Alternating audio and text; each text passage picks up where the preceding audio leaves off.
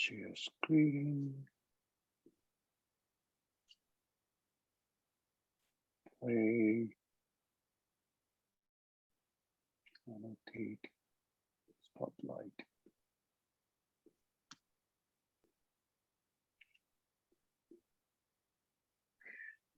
Okay, do you see everything okay? All right, so let us get started.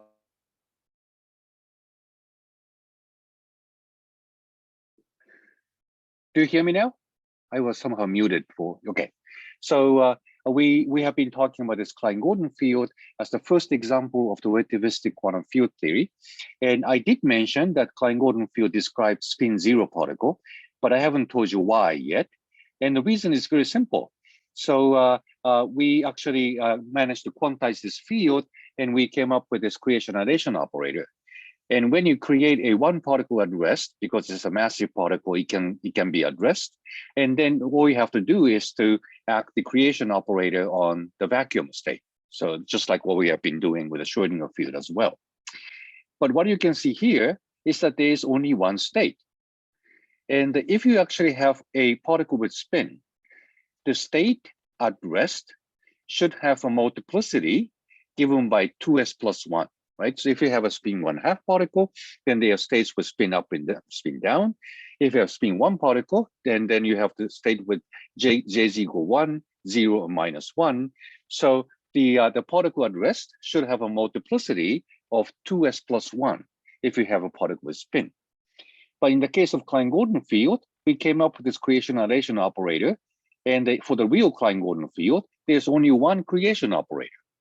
There's no multiplicity associated with it. So the Klein-Gordon field actually describes a spin zero particle because of that reason. We also used the boson to quantize this field, and we did not try anti-commutator if we would actually go for fermion. And there's actually a reason for it. And I'm not actually derive this, but if we think that this phi field is anti-commuting, then we are multiplying this del mu phi on top of del mu phi. And if they anti-commute, taking square of the anti-commuting operator gives you something identically zero, right? Because if you have AB equal minus BA, but if A and B are the same thing, then you're talking about A squared being minus A squared, which has to be zero. So if we want to regard this phi as an anti-commuting object, then whole action actually vanishes, and we are looking at something very trivial. We don't even know how to quantize a system. So we have to regard phi to be commuting object instead of anti-commuting object for the Klein-Gordon field. And if you somehow force ourselves to try to come up with a anti-commuting field operator, it turns out, I think this is a question Cameron asked some time ago, that if you actually have to satisfy causality, the actually criteria for the causality is that any operators with space-like distances, namely that you can't go there unless you travel beyond the speed of light, then those operators should be simultaneously observable because there's no causal connection between two operators, and therefore they have to commute. And so once you actually try to quantize this field with the anti-commuting canonical quantization, it turns out that certain operators do not commute even when they are separated in a space-like distances. So that actually violates causality.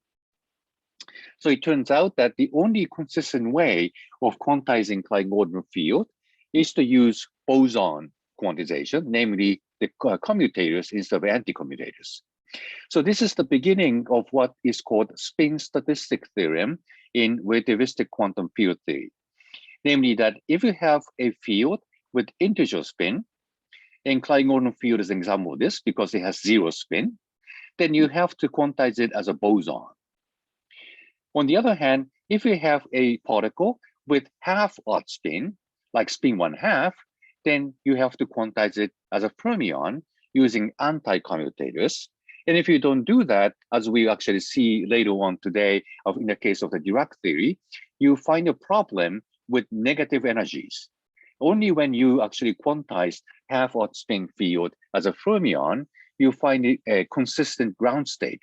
And you don't have a problem that you can keep creating negative energy states and the ground state is unstable. You would like to avoid this problem, then you have to use fermion, it turns out. So this is actually general theorem in relativistic quantum field theory. Whenever you see a spin integer particle, it is a boson. And whenever you see a spin half-Earth particle, that is a fermion. And there's no way to mix them up.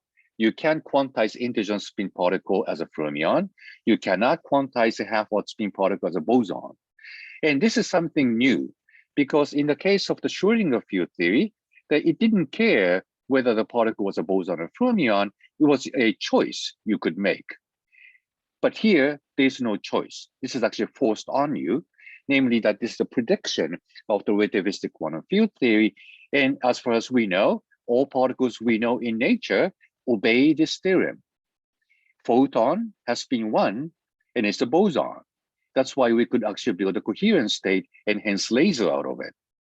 Electron is spin 1/2, and it's a fermion, and that's how it actually obeys the Pauli's exclusion principle, which I propose to be called diversity principle instead. But anyway, so that's why we can understand the stability of the multi-electron atoms.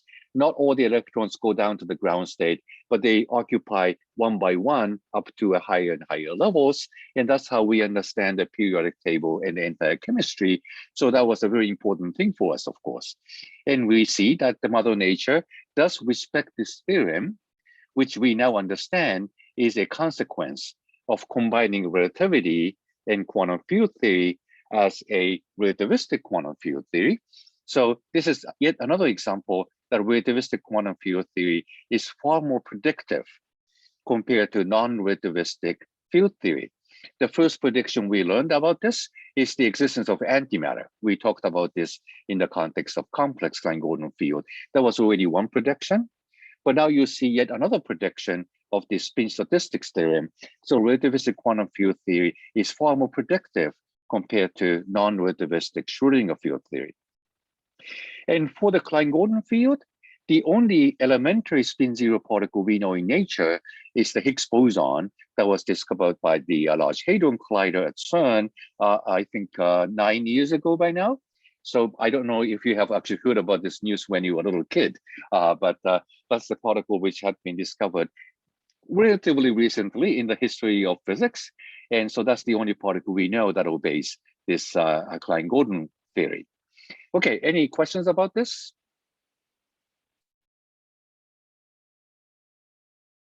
No questions? Sure. Okay. So the another reason why you can understand that this field is spin zero is by looking at the conservation laws. So as you know already and heard it many times, the Noether's theorem tells you that once you have a symmetry of a theory, then that will lead to a conservation law. And this Klein-Gordon Lagrangian has a symmetry of translating space or time. So if you change x to x plus a, this whole thing doesn't change. So the argument of x changes to x plus a, but I can shift also the volume of x to x plus a, and then it's the same thing as you haven't shifted the space. So this does have the translation invariance in space, and the same thing for time. So it doesn't have those invariances of translational invariance of space and time, and that's what leads to the conservation of energy momentum. I believe you have learned about this in mechanics class. And so energy momentum tensor for the Klein-Gordon field can be written in this way. So it has two indices, mu and nu. And the conservation law can be written this way. Again, this is sort of the continuity equation of energy momentum tensor.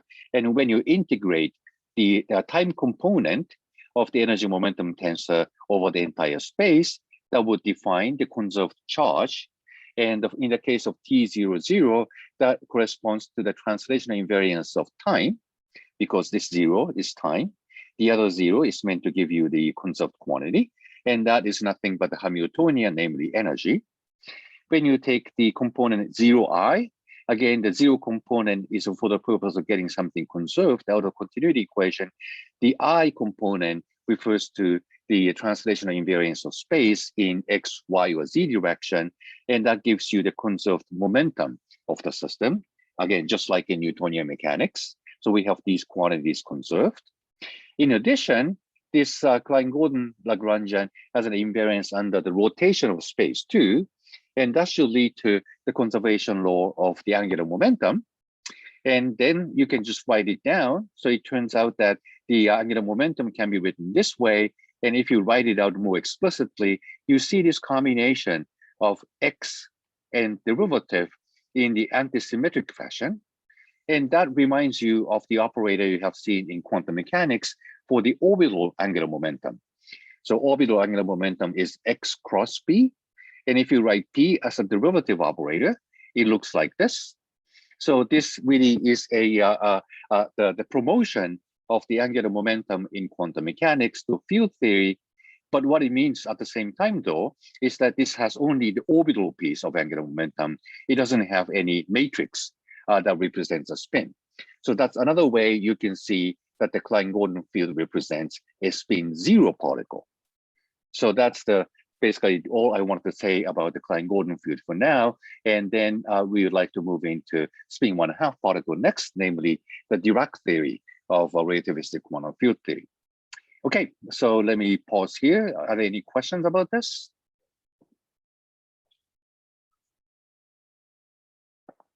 Could you go over what the yeah, go ahead, Masri. Yeah. Could you, sorry, just real quick, go over the definitions at the bottom again? Definition at the bottom. You mean this line here? Yes. Okay, so the angular momentum is a conserved quantity because of the rotational invariance of the action. And you can go through the Noodles theorem to write out explicitly what the conserved quantity is. And it turns out to be given by this quantity. And I didn't say this, but it basically is the same thing as x cross p, where p is given by this 0I component of the energy momentum tensor. So this is already x cross p integrated over the entire space. And then I wrote it out more explicitly, then it really does look like the expression for the orbital angular momentum in quantum mechanics. Of course, this is field theory, but it looks very much the same. So what this means is that you have the angular momentum as a conserved quantity, but it only has this orbital angular momentum piece given by x cross p, but there's no another matrix associated with this. And if you have a particle with spin, there should be also a piece that represents a spin as a part of the conserved angular momentum, but there is none for the Klein-Gordon field. So this is the way of seeing yet again that the Klein-Gordon field represents a spin zero particle.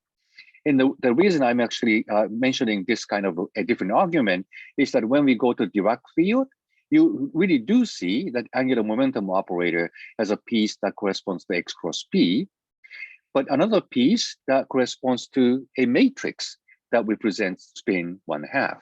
So that's the main difference between Klein-Gordon field and Dirac field, and you are going to see that explicitly later on. So I'm just giving you sort of the precursor why Klein-Gordon field doesn't have the additional matrix to represent spin. But when you go to Dirac field, there is the matrix that represents a spin, and you see a clear difference between the two. So that's the way I try to sort of emphasize a difference between spin zero field and spin 1/2 field. Does that answer your question, Mashik? Yeah, thank you. Okay, good. Any other questions at this stage?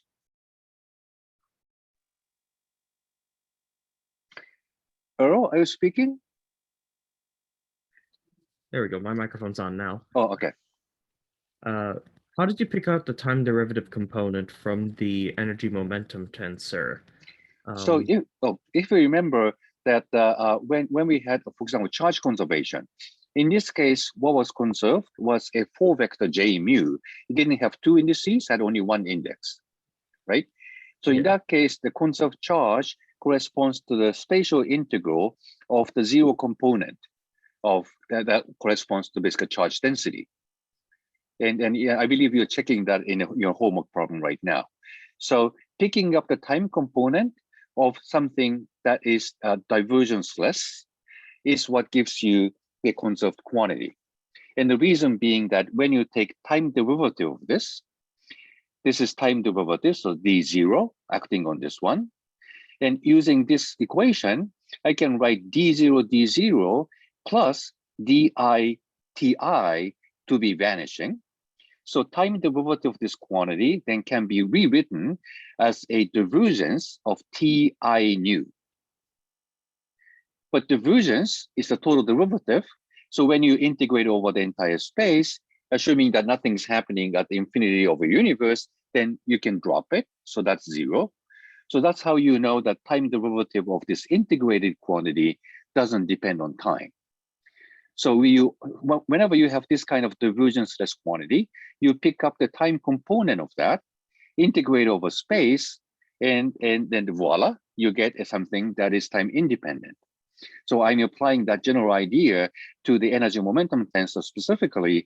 And so what's special about energy momentum tensor has like 2 indices, but still the same idea. You keep nu fixed for your purpose and take mu equals 0, integrate over space, and that gives you a conserved quantity.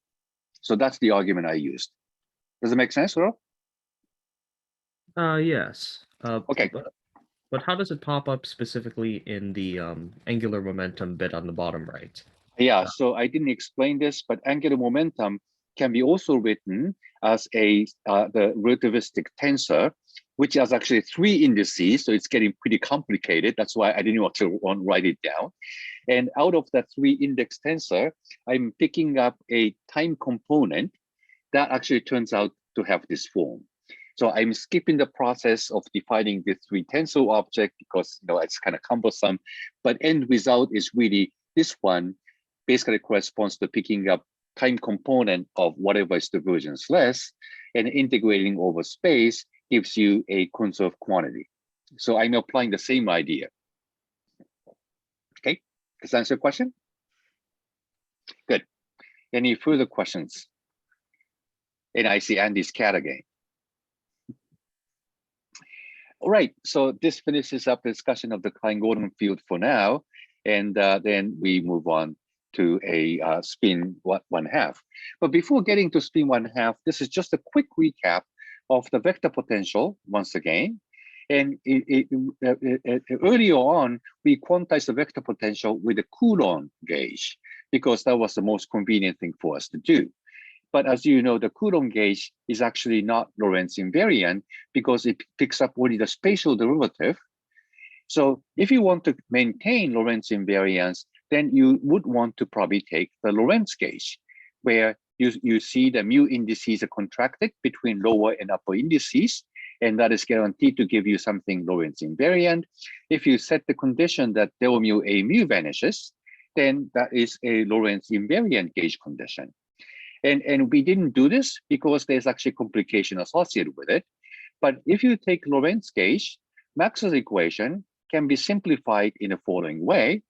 So this is the Maxwell's equation, del mu f mu nu vanishing in the absence of any sources. We know f mu nu is a curl in a 4-dimensional way. But when you look at the second piece, del mu commutes with del nu. So this derivative can directly act on a mu. But this is what we set to be 0 with your gauge condition. The second term vanishes. So the first term then turns into del mu. That's a D'Alembert. So what you see here is that Maxwell's equation is nothing but Klein-Gordon equation with no mass in it, because D'Alembert vanishes. There's no m squared c squared over h bar squared term in it.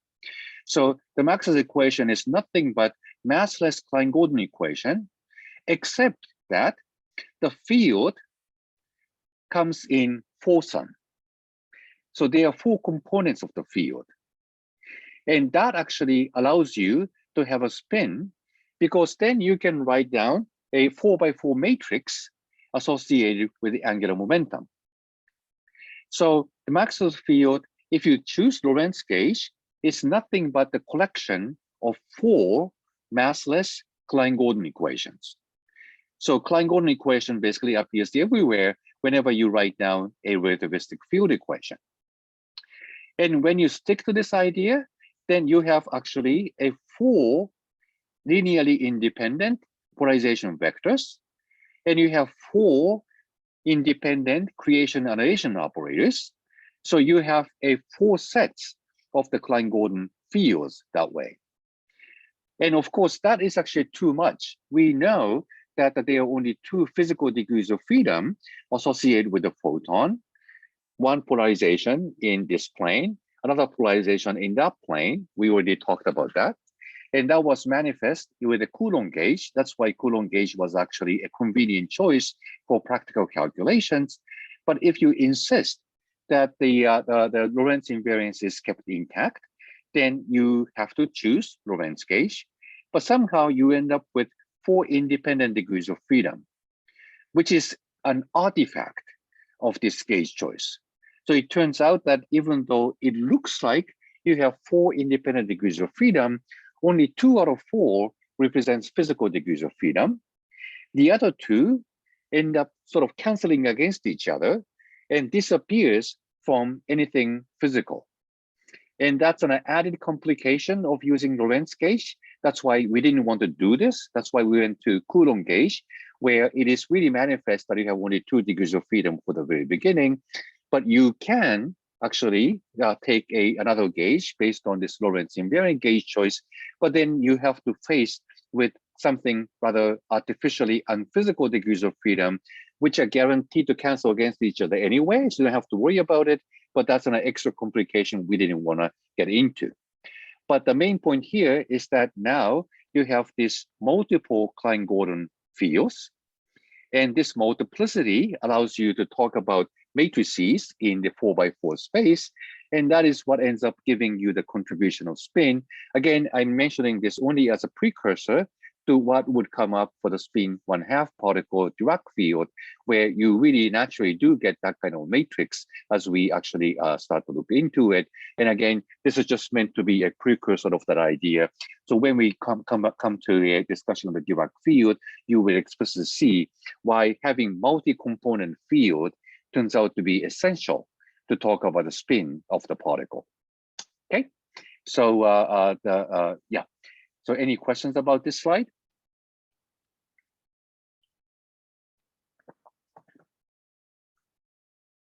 Nothing? Okay, so all of these things I mentioned would come back and becomes much more clear, I hope, when we talk about the Dirac field, which of course had been proposed by Paul Dirac.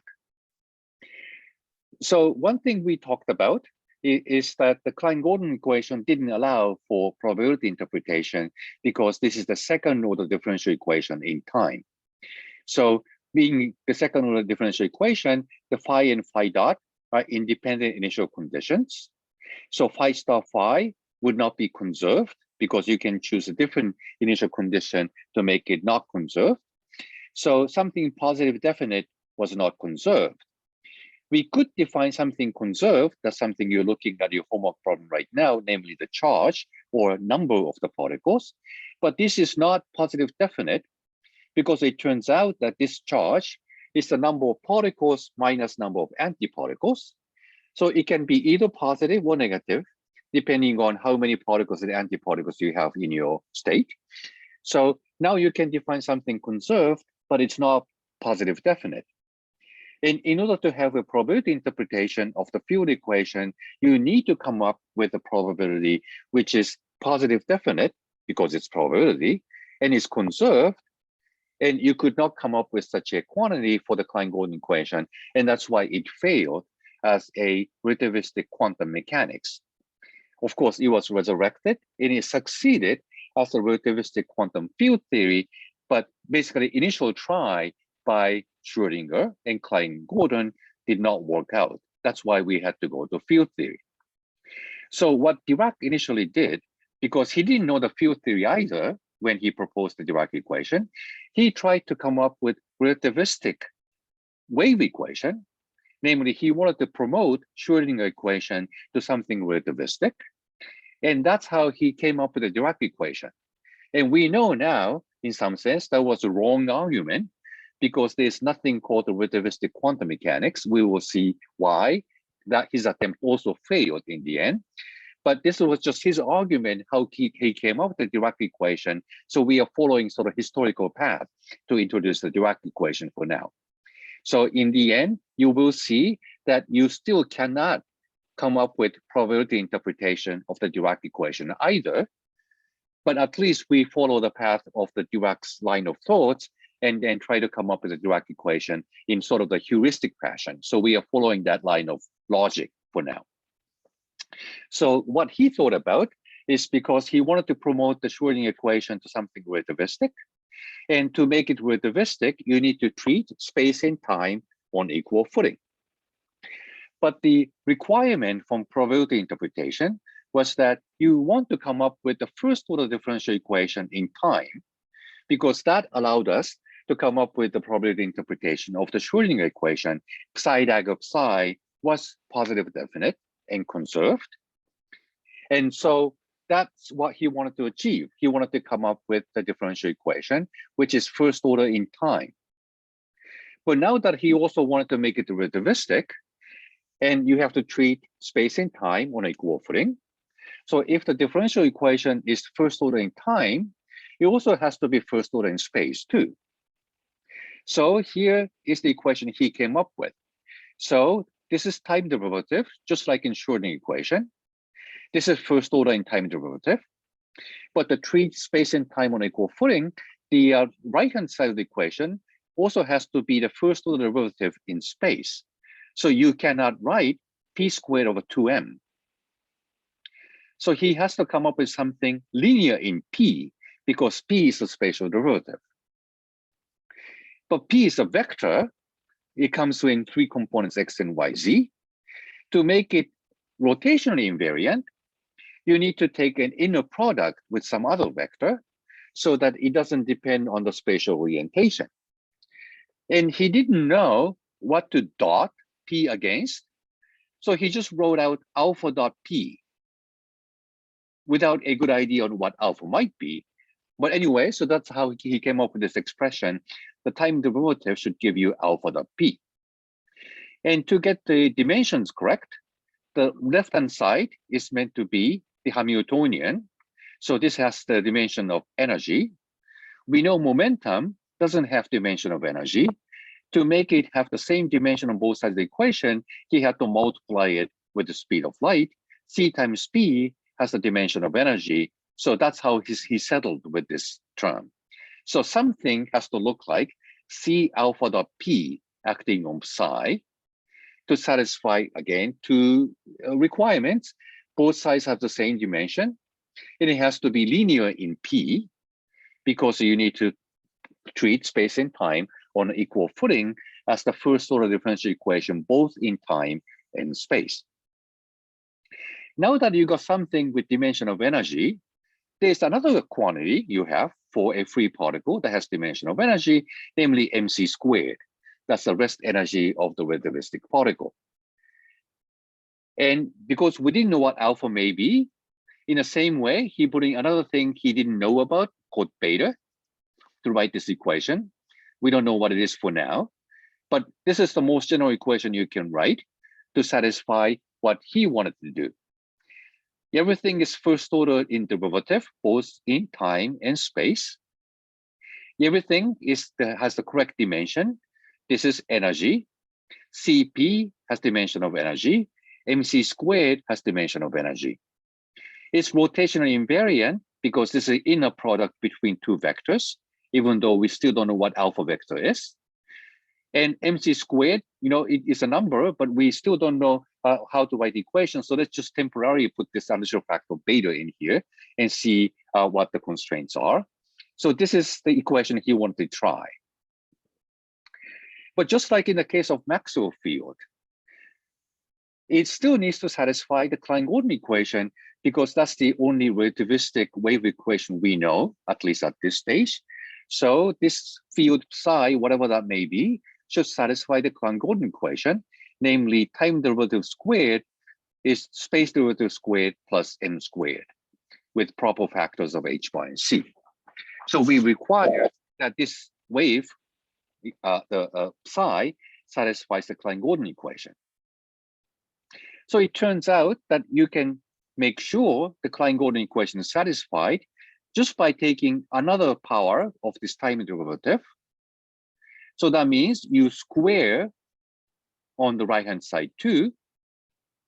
And when you square this, I can get p squared to be consistent with the Klein-Gordon equation if these alphas satisfy this anti-commutation relation.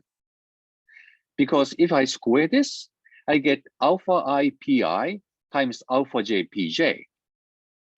What we want is pi pi.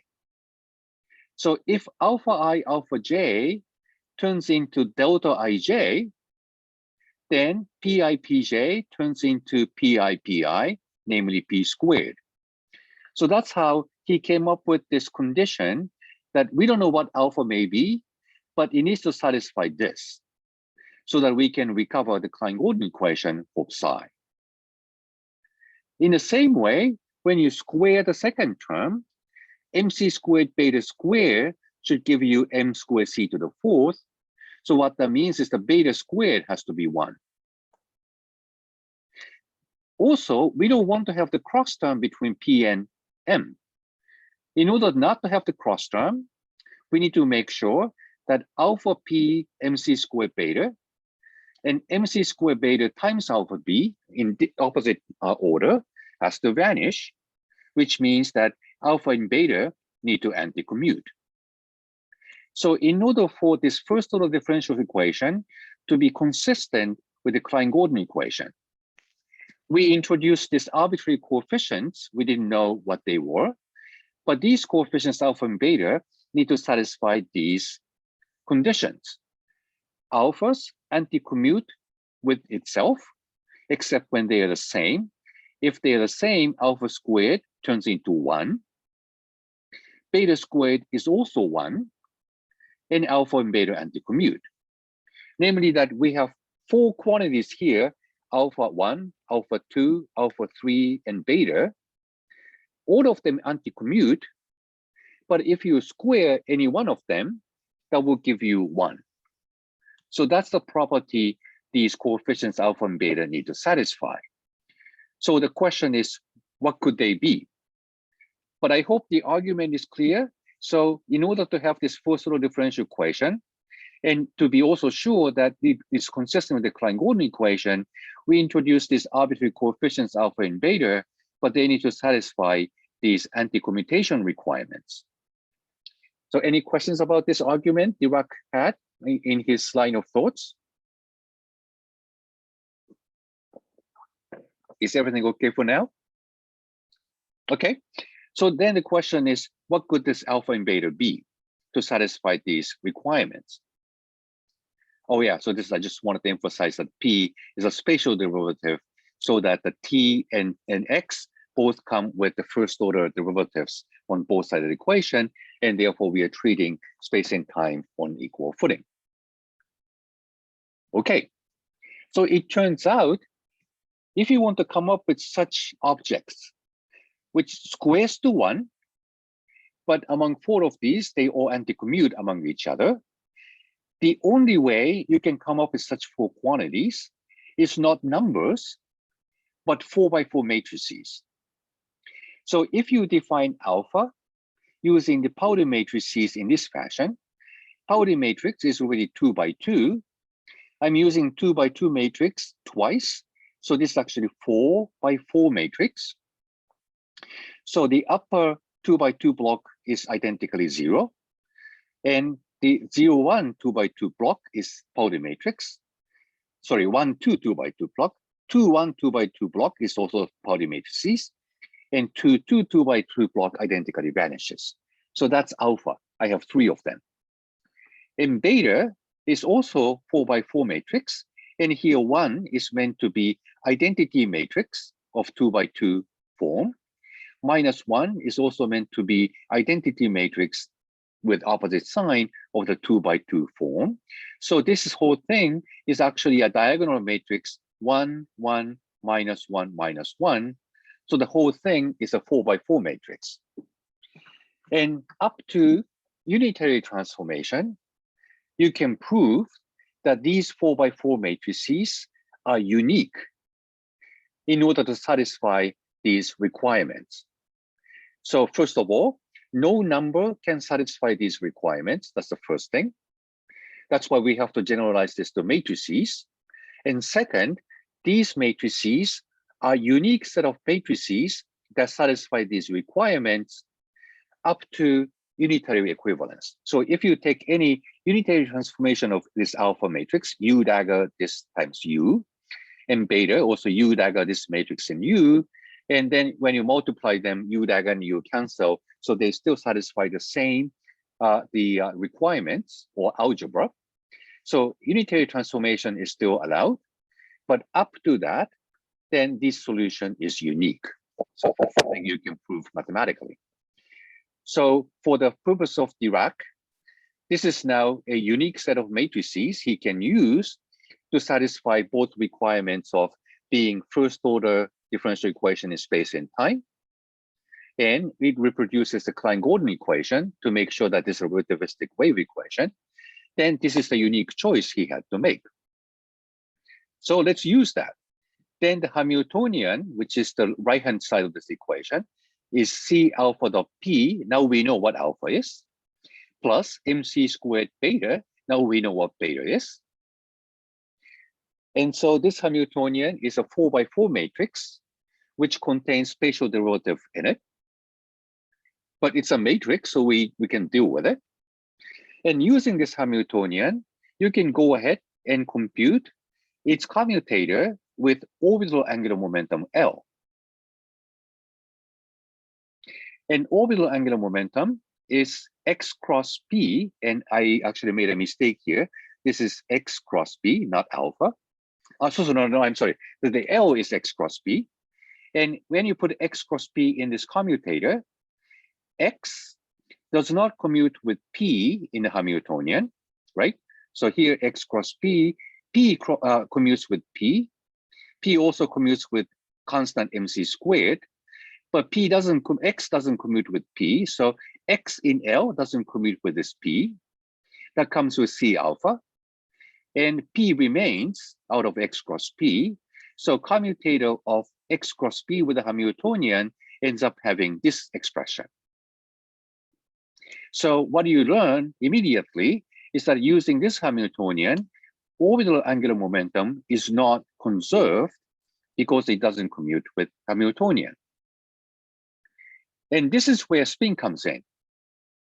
When you also define this matrix capital sigma, which is just a Pauli matrices sigma lined up in diagonal direction, this is also 4x4 matrix, because Pauli matrix here is 2x2, another Pauli matrix down there is also 2x2, altogether it's a 4x4 matrix. Once you define this capital sigma matrix, I can go ahead and compute its commutation relation with this Hamiltonian as well. And you can see by your eyes that this sigma matrix commutes with this beta matrix. Because when I multiply sigma times beta, beta has -1 for the lower block. So beta times sigma is sigma minus sigma.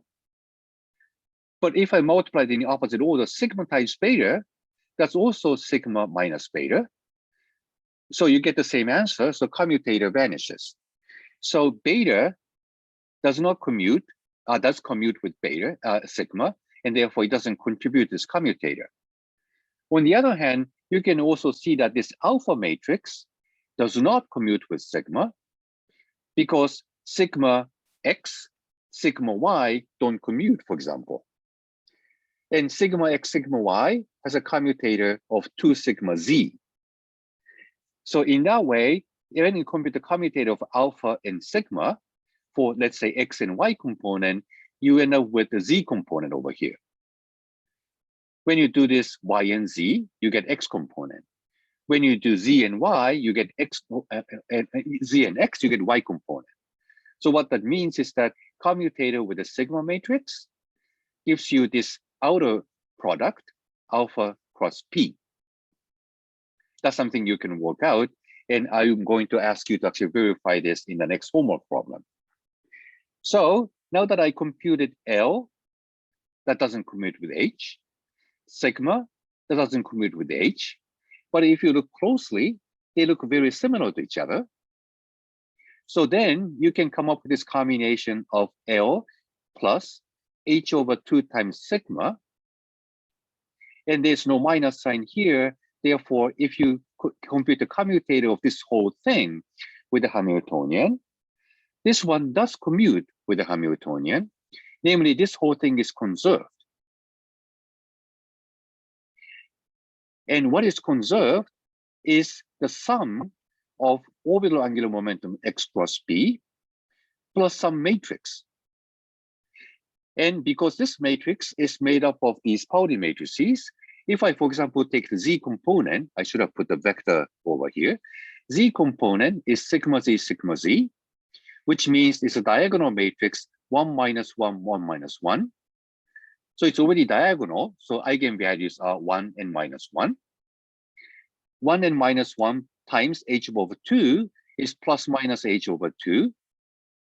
That's exactly the z component of spin 1/2. So what this is telling you is that now I can define a conserved angular momentum, which is a sum of orbital angular momentum and something that has eigenvalues plus minus h over 2. And that should sound familiar. That's exactly spin 1/2 particle. For a spin 1/2 particle, what should be conserved is a sum of the orbital angular momentum and the spin angular momentum. And the spin angular momentum should have eigenvalues plus minus h over 2. And that total angular momentum is what commutes with the Hamiltonian. So Dirac came up with this equation without mentioning anything about the spins whatsoever. He only required first order differential equation in space and time, and that reproduces Klein-Gordon equation. He put these two requirements together, and that inevitably led to this form because the choice of alpha and beta are unique up to unitary transformation. And once you know that this alpha and beta are unique matrices that satisfy these requirements, you immediately conclude that orbital angular momentum is not conserved, but when you add orbital angular momentum and something that looks like a spin, the whole thing is conserved. And the spin part of the angular momentum has eigenvalues plus minus h over 2. So this wave equation necessarily has spin 1/2. And Dirac thought that was a great result because the only matter particle he knew back then was electron, proton, and neutron. All of them have spin 1/2. Okay, nature requires every massive particle to be in spin 1/2. That was his conclusion. So that sounded like an even greater prediction of the relativistic theory because every particle has to be spin 1/2. Of course, you know that's a wrong conclusion. There is spin 0 particle with mass, namely Higgs boson. But of course, Dirac didn't know about the Higgs boson, so that was another problem for him. We also know there's a particle called W boson that mediates the weak interaction. And that is a massive spin 1 particle. Again, Dirac didn't know such a particle exists, but that also contradicts this idea that every massive particle has to be spin 1/2. So now we know immediately that there's something wrong with this argument. But at that point, Dirac thought that was a great triumph. When you try to unify quantum mechanics and relativity, you are uniquely led to the conclusion that the massive particle has to be spin 1/2. So then something has to be wrong. You know that immediately. So what's wrong with this argument? So that's the next thing we need to discuss. But here again, I stop. So I present this argument that once you have this field equation, it has to be a 4x4 matrix equation. And once you have these 4x4 matrices, you conclude that orbital angular momentum is not conserved. But when you add this matrix on top of it, you can find something that is conserved. And this conserved angular momentum tells you that it needs to have spin 1/2 because that's the eigenvalue of this matrix sigma. So that's the argument so far. Okay, let me stop to see if there are any questions about that.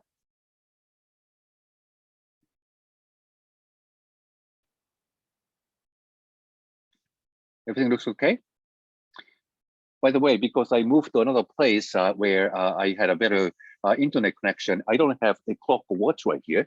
So when it comes to time to finish up the lecture, maybe some of you can give you a warning 5 minutes before the end of lecture. Can anybody volunteer? Miguel? Okay, you're monitoring. So give me a warning 5 minutes before the end. All right. So any questions about this argument that he has to have spin 1/2? I see a chat.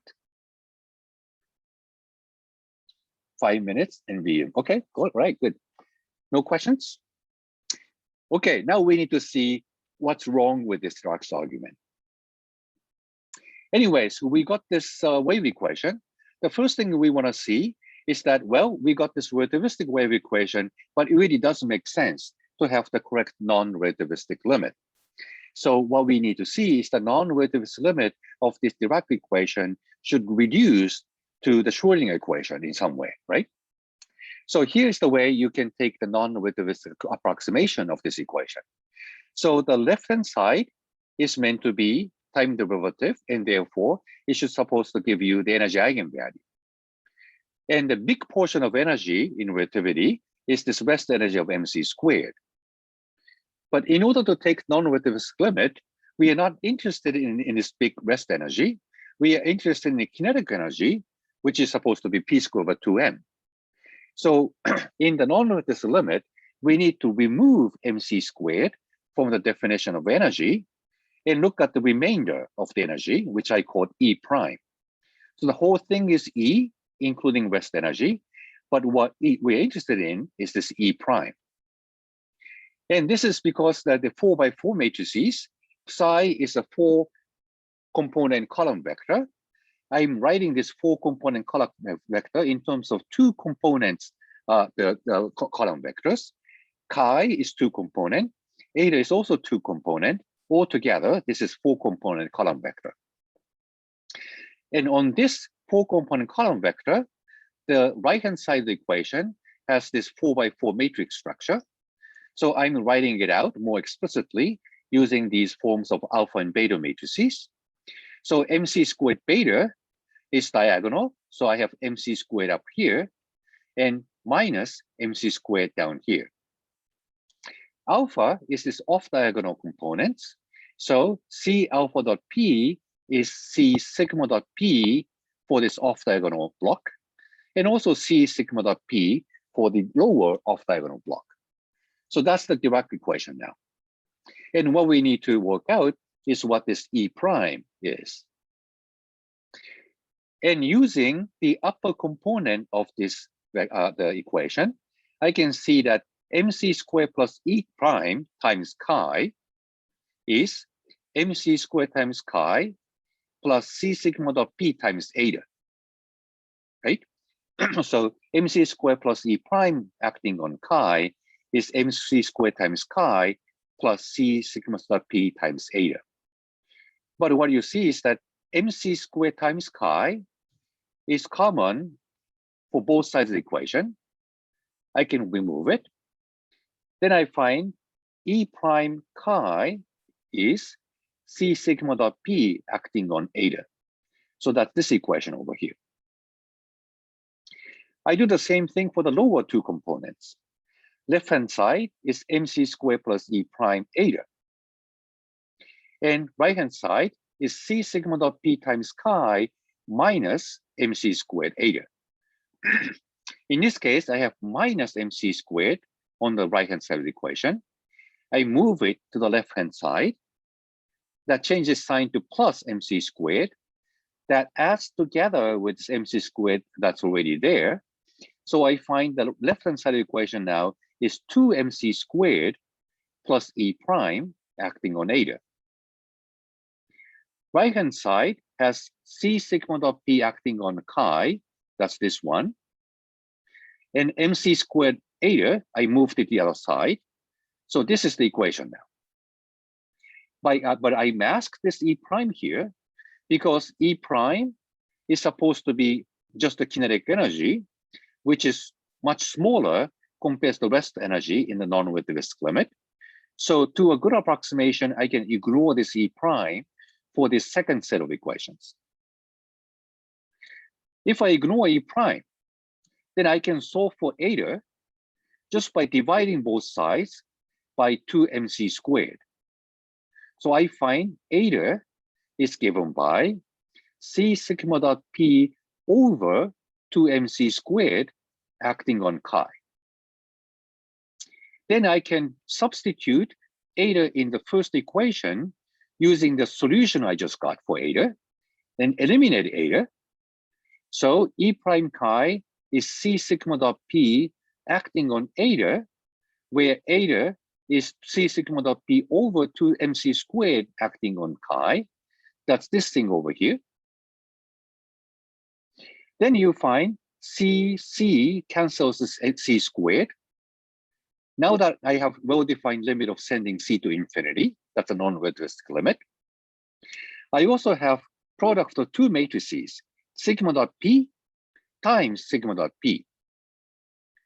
And if you do this algebra with two 2x2 matrices, you find that product of these 2x2 matrices, sigma dot p, is nothing but p squared times identity matrix 2x2 matrix.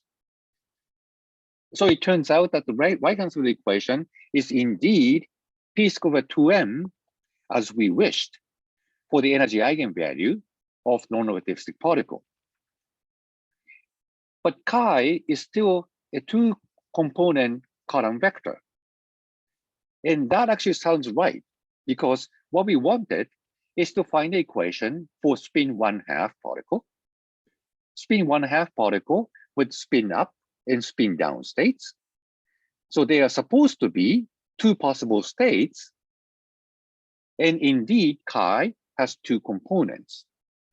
So this equation really does look like the correct equation for a non-relativistic particle with spin 1/2, whether spin up or down, as a two-component column vector. So again, so far so good. So I really would told you that something has to be wrong with the Dirac equation, but at least it has the correct non-relativistic limit for spin 1/2 particle. Again, this seems to be still very successful. Okay, let me stop here again to see if there are any questions.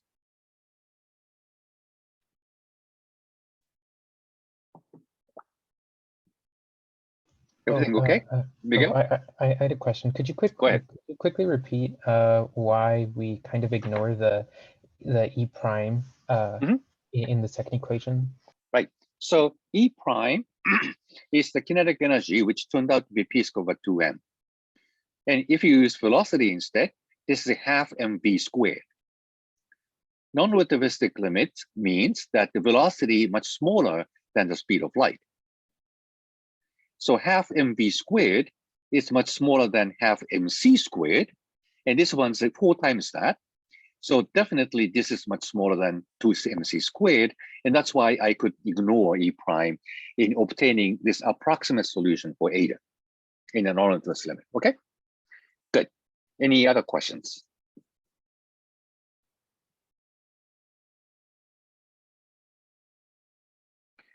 Okay. So if there are no questions, you can see, so far it's working very well. So Dirac had this argument, which other people considered, acrobatic, because he tried to somehow come up with a relativistic wave equation, and somehow he managed, and he introduced this arbitrary coefficients alpha and beta that turned out to have the meaning of 4x4 matrices, and then it looks very weird equation, but it had the Kunzov spin. He gave you the correct non-relativistic limit. Non-relativistic limit has two possible states. But so far, everything seems to be working. So magically, so Dirac's argument seems to work. So far, everything's successful. And it even is even better than that. So if you couple it to electromagnetism, and what we learned from the argument of gauge invariance some time ago is that every derivative needs to be promoted to covariant derivative. And because P is a spatial derivative, when you promote this covariant derivative, it needs to come together with the vector potential. So P gets promoted to P minus EA. And what we worked out on the previous slide is that when you take non-relativistic limit, you found this on the right-hand side, which simplified in the end to p squared over 2m. But when you promote p to p minus CA, you need to stick in p minus CA before you simplify it. So what you need to work out is this sigma dot p minus EA times sigma dot p minus EA. So that would be the right-hand side of the Dirac equation. But now that there's A in here, it doesn't simplify straight to p squared. Well, at least you need to get p minus EA squared instead of p squared. But on top of it, this sigma and that sigma may not commute with each other. Sigma sigma commutator is sigma. Sigma x sigma y commutator is sigma z. And p minus EA of the x component and p minus EA of y component may not commute either, because p minus EA x component has x derivative, which may act on A for the y component. Similarly, py may act on x component.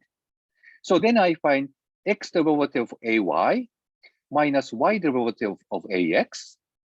That's the curl of A, which is the magnetic field. So when you just go ahead and compute the product of 2 sigma dot p minus EA, you find that there is a piece that corresponds to the magnetic field dotted together with the Pauli matrix. And you can work out the coefficient too. So as a result, this non-relativistic limit of the Dirac equation turns out to give you the correct kinetic energy, which includes vector potential. This is the correct kinetic energy for a non-relativistic particle coupled to the electromagnetism. But in addition, you find a coupling to the magnetic field of this Pauli matrix sigma. And intentionally, I wrote sigma as 2s, which you expect for a non-relativistic spin 1/2 particle. So there's a factor of 2 in addition to E over 2m. And h bar is now absorbed into s because spin is h bar over 2 times sigma.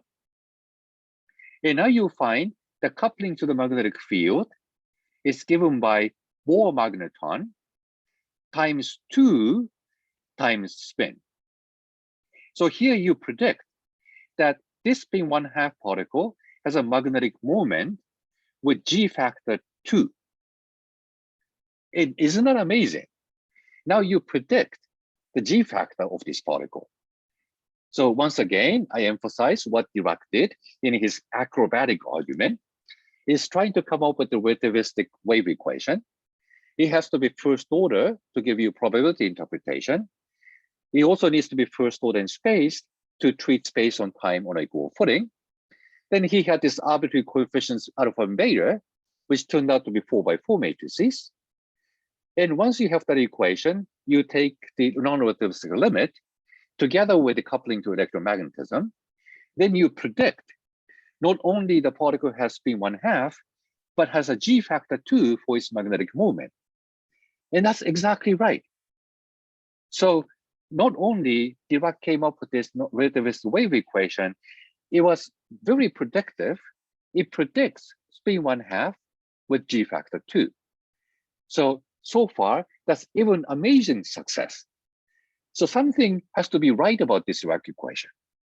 But as I said already, something is also wrong with it. And we will then come to what's wrong with it. But so far, it's incredibly successful. So any questions about that? I have a question. What do I? So the G factor is like the most precisely measured or precisely predicted quantity in all of physics, but it's not precisely 2, right? And so that's an excellent question. Yeah. How is it more precisely predicted? Right. So far we treated the electromagnetic field as an external classical field to get this magnetic field over here. But you know already that that's half-baked, right? We have to treat matter particles as field and electromagnetism also as a quantum field. So we need to include the quantum effects of the photon in the end. So it turns out that this analysis corresponds to the lowest order prediction in perturbation theory. When you properly treat A as a quantized field, namely a collection of photons, there are high order corrections in power series in H bar, which also turns out to be power series in fine structure constant. So you have a correction next to 2, which turns out to be alpha over 2 pi as the leading correction. And that agrees with data. Then you have to also think about yet higher order corrections, which comes with the second power of alpha over pi, third power of alpha over pi, fourth power of alpha over pi. It's really amazing that people have even attempted calculation at the fifth order in alpha over pi, which is a very hard calculation to do. And you will see why that is hard later on. But anyway, so if you do that, you can have a well-defined power series expansion in fine structure constant. And knowing fine structure constant also rather accurately from measurements, for example, done by Holger Müller in our department, you put that into analytic expression and make a numerical prediction on what G factor should be. So it's no longer 2, very close to 2 because alpha is a small number, but you can make prediction down to a 12th digit. And it turns out that some experimentalists use a clever technique of penning trap to measure the G factor of electron also for 12 digits. And they all agree down to the 12th number. So that's how G factor turns out to be most precisely predicted quantity theoretically, and most precisely measured quantity experimentally. And experiment and data completely agree with each other, which is the most successful test of physical theories ever. And we'll come back and talk about these quantum corrections later. So far, we are only seeing the leading order results in the perturbation theory. And so to a good approximation, it is indeed 2, and that was a very successful prediction, at least back then. And I'm sure Riley already knows the fact that when you apply the same argument to mu1 instead of electron, then there's a new measurement of mu1 G minus 2, which doesn't quite seem to agree with theory, and that is causing a lot of excitement in the field. So this result was announced just the last week. There is 4.2 sigma disagreement between theory and data, and that disagreement may be due to some. Oh, okay, good. So, so let me leave this one. Maybe that's the confusion. Okay. Can you still hear me? Okay. So where was I? I was answering some question, wasn't I? I can't hear you somehow. Maybe still something wrong.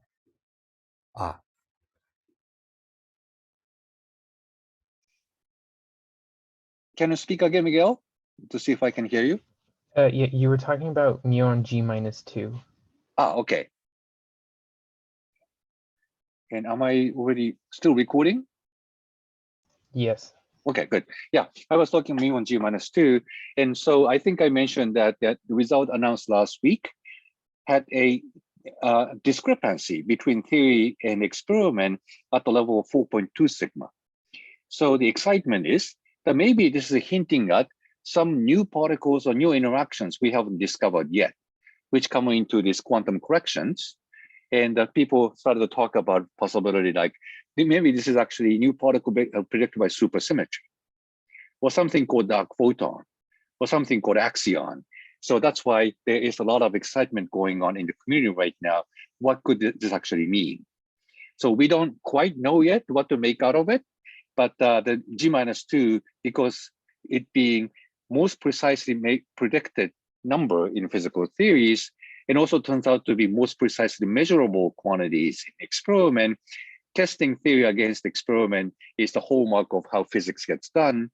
And in the case of electron, they seem to agree extremely well, down to the 12th digit. But in the case of muon, there is some discrepancy, and the prediction and the measurements are less accurate than the case of electrons. So we're talking about 10th digit. but there seems to be some disagreement between theory and experiment. So that's actually very interesting. So as I said, we don't know what to make out of it yet, and we need to figure this out. But nonetheless, there is a discrepancy between theory and experiment for mu on G minus 2. And so we'll see what it actually means at the end of the day. So that's what I want to tell you as a side story. I think the question was from Riley. I don't know if he's still, oh, you're here. Okay. So did I answer the question, Riley? Yeah, it did. Okay. Thank you. Good. Yeah. Any other questions? Okay, so far, what I'm telling you is that the Dirac's line of arguments, an acrobatic argument, turns out to be extremely successful. It prefers spin 1/2 for matter particles, and then it predicts the spin and it predicts the G factor to be 2, which also agree very well with the data, at least at the level of the lowest order perturbation theory. So it looks like it's a very successful theory. And when you actually want to show that this really does predict G factor 2, which will be also a part of the next homework problem, you can use these properties of the Pauli matrices. So Pauli matrices more or less anti-commute, unless you take the square of the whole thing, then the sigma squared is 1, and anti-commutator is 2. Sigma commutator turns into sigma, and this epsilon ijk is what ends up giving you a curl to get the correct magnetic field. And when you simplify this product, I have sigma I, sigma j. So you can write sigma I, sigma j as a half of the anti-commutator plus half of the commutator, so that the opposite ordering sigma j, sigma I cancels between the plus sign of the anti-commutator and minus sign of the commutator. So if you use this identity together with these explicit forms of the anti-commutator and commutator, you can show that this product is indeed reduces to sigma dot b. So that's a useful trick to know. But anyway, so this is something you're going to check for yourself in the homework problem. And you can make a prediction that G factor of the Dirac particle is indeed 2. So that's the idea. So now that this seems to be very successful in a non-relativistic limit, we would like to treat this in a fully relativistic fashion. So the first thing to do, of course, is solve the equation in the simplest setting. And simplest setting for any massive particle is to go to its rest frame, where momentum vanishes, right? So let's solve this Dirac equation fully without making any approximations when the particle is at rest, which means P vanishes. So that's a simple equation. IH bar del del T psi is given by just MC squared beta, because I ignore P because it's at rest. And MC squared beta is already a diagonal matrix. So I don't need to do any diagonalization anymore. So that's easy. So I can see the eigenvalues right away, namely MC squared times 1, 1, minus 1, minus 1.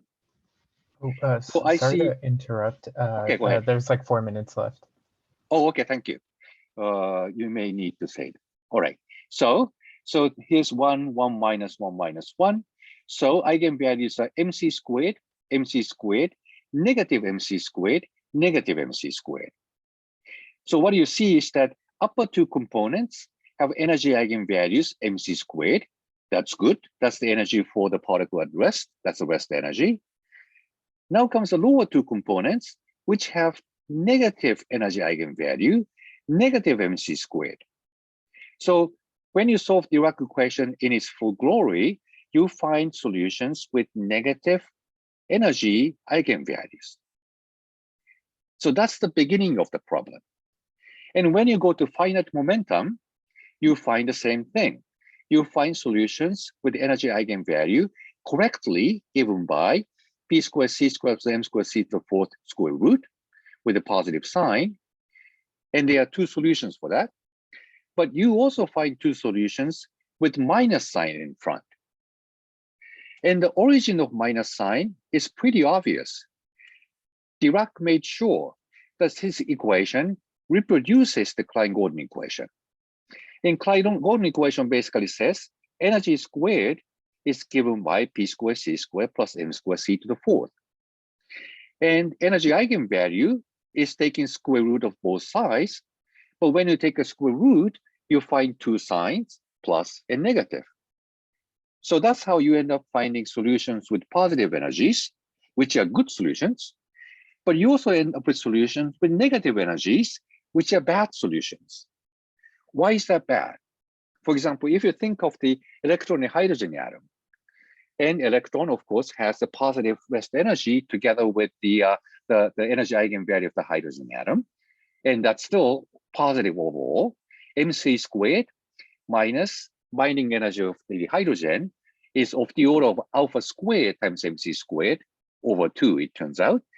Because alpha is a small number, you are subtracting only tiny bit away from the rest energy of electron. So overall, it's still positive.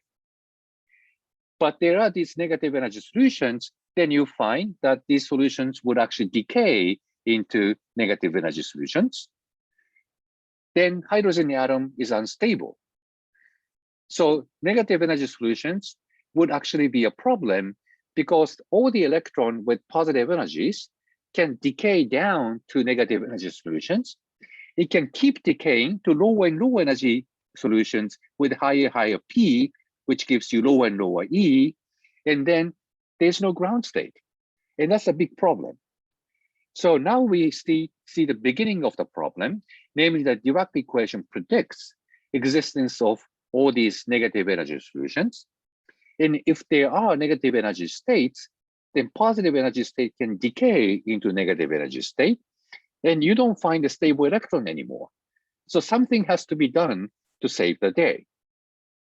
So I, of course, have to wrap up, but it turns out the way to solve the problem is that now you have all these negative energy solutions as a function of momentum, in addition to positive energy solutions.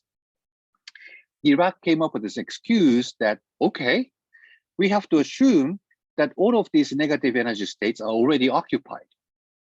If they're already occupied, positive energy electron cannot decay to negative energy solution because there's an electron already there, and Pauli's exclusion principle would forbid that. So then you find a stable electron. But it comes at a cost, namely that then you have to deal with this multi-particle problem or infinite particle problem. This is no longer a single particle problem, which Dirac hoped this relativistic quantum mechanical equation would be. So now you know that you have to occupy all this negative energy state. And then you are talking about this Dirac C, which is same thing as the Fermi degenerate system we talked about before.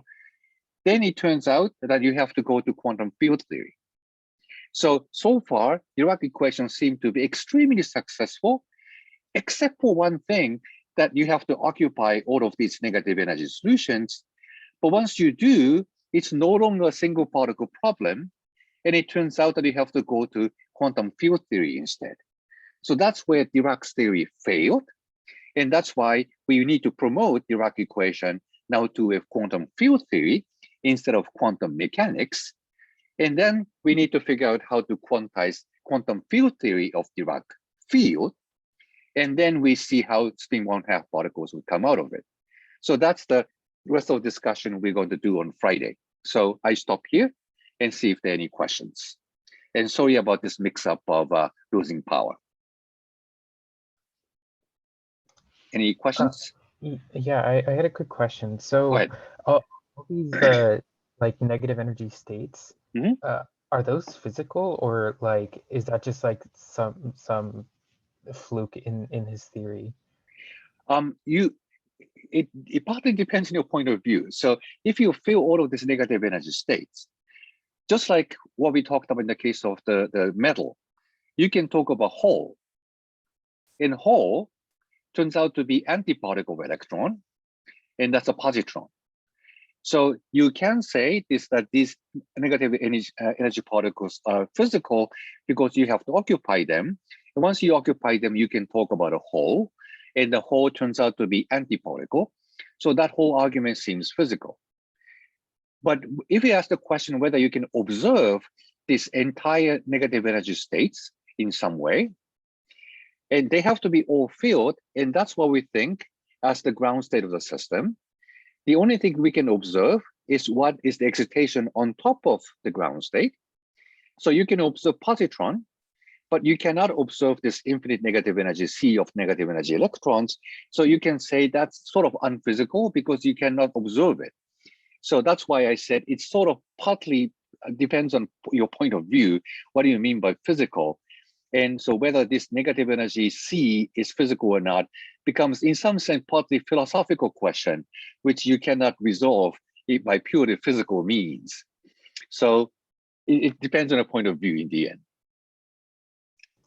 Yeah, and then one last question. Does this like negative energy sea of states, does this kind of go away when we promote this to a quantum field theory?